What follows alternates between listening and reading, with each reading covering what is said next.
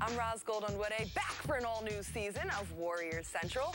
But before we can dive into an all-new season, we need to take another look at the epic championship run. And you've been on many top playoff teams. Do you think the right things are coming together now for the Warriors going into playoffs? Definitely. We're going to be championship. You had an ankle injury before. You know, it was scary at that time. You didn't see what the future held. Now you're a champion. Now you're the league MVP. What got you through this journey? Who got you through this? Coach Kerr, Andre Iguodala has handled with maturity the change in his role all season. So when you had the conversation with the coaches, the idea to start him, how did the conversation develop, and then how did it go with Andre? Conversation actually started from Nick Uren, who was our video coordinator. It was his idea. NBA Finals, you made a suggestion to go small, play small ball. He gave you credit for that decision, and it could have been the pivotal turning point in this series. It's a bold move for you to make to him. Why did you feel comfortable, confident to do that? What was your reasoning? I know you enjoy the mental aspect of the game. You're a student, you're very cerebral, you have a big task most of the game defending LeBron. I'd like to be in your mind. What are you focusing on defending LeBron? He's stronger, you know? My mind's working like 24/7 right now. One thing people keep talking about with D'Angelo Russell is this is a guy with the character, charisma, confidence, maturity, and leadership that you would need to handle the type of style which Kobe might mentor you with. Right. He's really intense and demanding, and D'Angelo Russell has the skin, the thick skin to handle it. After the draft, he even said, I want Kobe to take me under his wing. It's come true, so. Oh, yeah. When did you dream this? Oh, I've been dreaming this since I was like 9 years old. I was I grew up a Celtics fan in Massachusetts and listening to transistor radios, and I always wanted to own an NBA team. I know it sounds crazy, but I did, and finally got it. Then I had the dream of winning a championship, and somehow we were able to do it. What about the fans who have been dreaming of this since '75, and those who just joined on the bandwagon this year? What does this mean for the Bay? Is that ever at time also a weakness for this team to score too quickly?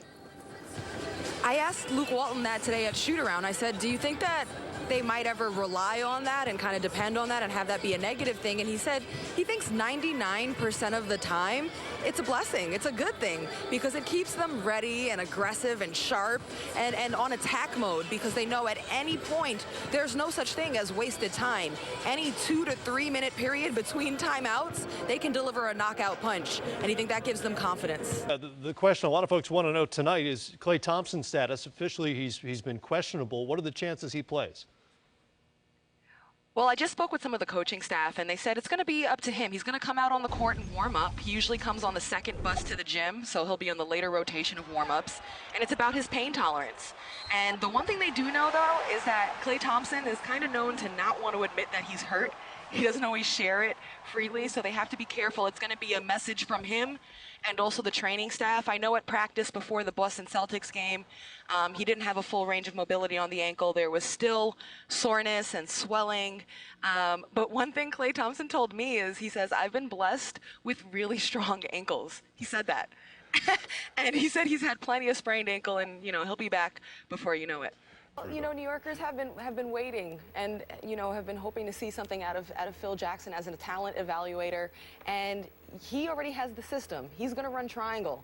When he couldn't trade down, he went with maybe the best option to put into that system. And actually, I played basketball, college basketball at Stanford, and under Tara Vanderveer, we ran the triangle. So I'm very familiar with it. And when I was thinking of pieces to be successful within the triangle, first thing that comes to my mind is a low post presence, one that is facilitating post, cerebral enough to make reads and pass out to other players, right? He's 200 pounds. Right. No. I'm not saying he's the one. And that's a stretch for him in half. Let me finish. He's not that guy. Actually, Jahlil Okafor would have been a really good spot there. But perhaps the Knicks' biggest regret is not tanking properly, so they could have had a top 2, top 3 pick, where those guys would have been immediate impact makers, perhaps in Phil Jackson's system. So they didn't have that. So what's next on a key for success within the triangle offense? I think a shooter to help you get the correct spacing you need to get all of those nice cuts and backdoors and the timing you need to run the offense right. So Porzingis can do that. He can shoot the ball, he can stretch it. He's also got a skill set where he can face up, put the ball on the floor, and for his size, he's athletic enough to attack the rim. And there's an opportunity to do that and isolate that in the triangle offense, specifically on the weak side of the triangle, right around the free throw line, on the elbow of it. Give them the rock right there. Let them face up and decide, do I shoot this thing? Do I face up and attack the rim? That's all possible. And I think he could fit offensively into it. And Phil Jackson said right after it, he was like, I think the offense is going to be fine for him. That's going to be the easy part. What's harder is he's going to need to get stronger. He's going to need to work on defense. And here's the thing that's hard for New York. He's a project. People are saying at least 2 years. Who has time for that? You guys don't. Did Knicks fans endure a 17-win season to have a 2-year project and no savior? No. Do New Yorkers, they got trains to catch, streets to cross. Who has time for that? Melo don't have time for that. Melo's in his prime right now. You know, he's no spring chicken. So I think that the pressure is now you're putting pressure on a young guy, foreigner coming to New York, and it's heaping more pressure on Phil Jackson, how you evaluate him as a talent evaluator. Welcome aboard, Mike Crispino, Ros Gold-Onwude. Liberty come in off their best season in 19 years in their history. But, Ros, it's all back to square one. Everybody's 0-0 as the playoffs begin. Right. They say the playoffs are a new season. And for the Liberty, that clean slate mentality works in their favor because in the regular season, they lost 3 of 4 games to the Mystics. But they can also say that in 2 of those losses, they played without Epiphany Prince. And in the final loss of the season against them, they had already clinched the #1 overall seed, and they were resting people. So the Liberty can think, hey, they haven't seen us at full force. So Tierra Ruff and Pratt will inbound to Ivory Latta, guarded by Tanisha Wright. Ruff and Pratt gives to Latta. Kick out. Ruff and Pratt drives inside, and the kick to Sanders, and the jumper's good. And Washington leads by 2 with 1:50 to go. So many options. Great ball movement, and someone else steps up to hit a big shot for Washington. They've had 7 players this season lead them in scoring. There's Wright. Cuts inside. Off-balance shot blocked. Sanders got the blocks. He got the bucket. And a foul called on Charles with 1:33 to go. No surprise. Sanders is #2 in the league for blocks per game. She's long. She gets her hands on that one. Liberty need to stop. Sanders in her 4th year over North Carolina. Here's Latta. Out by Wright. Nieseman. Hands to Hill. Hill behind the screen. Stop and go inside on Stokes. Stokes blocked it but couldn't control it. And there's 4 seconds to shoot. 1:13 left. It's a nice change of pace for Hill, but this is what Stokes does best. Block shots. She has long arms, can block with either hand, and avoid fouls. But Charles deflects it out of bounds. The shot clock didn't move. It still says 4, and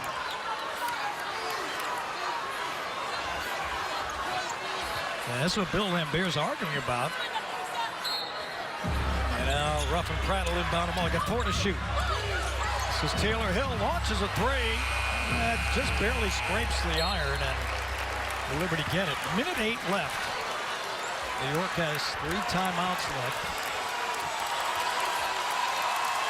And Bill Lambier communicating with Tanisha Wright what he wants.